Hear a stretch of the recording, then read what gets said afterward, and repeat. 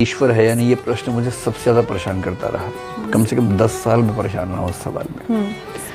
Finally जो जवाब मिला वो ये है कि ना मैं जानता हूँ न जान सकता हूँ। क्या बात?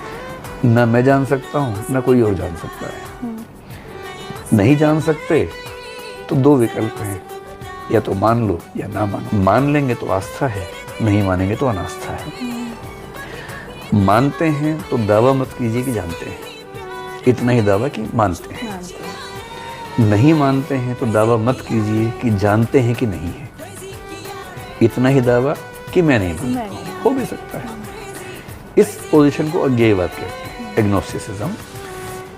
कांट एक पश्चिम में बड़े से दार्शनिक हुए, उनका ये स्टैंड है, मैं बड़ा प्रभावित हूँ उनसे।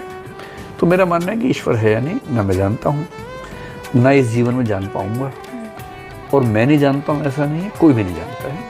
बाकी लोग जो दावा करते हैं वो मानते हैं, न कि जानते हैं। अब एक क्लैरिटी मुझे है तो मुझे कोई दुविधा नहीं। लेकिन आप मानते हैं आपका जीवन? अज्ञेयवादी और निरीश्वरवादी के व्यवहारिक जीवन में खास अंतर नहीं होता है। तो दो रास्ते हो सकते हैं कि मैं तब तक मानता रहूं जब तक साबित ना हो कि नहीं है, या तब तक ना मानूं जब तक साबित ना हो जाए कि है।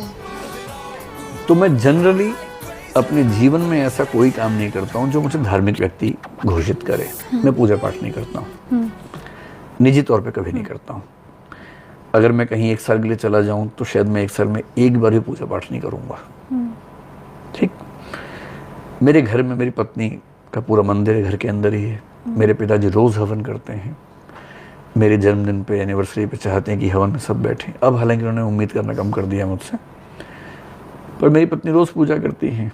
और कभी कोई खास दिन हो, गणेश जैसे, जब गणेश जी का होता तो बैठाती हैं गणेश जी को।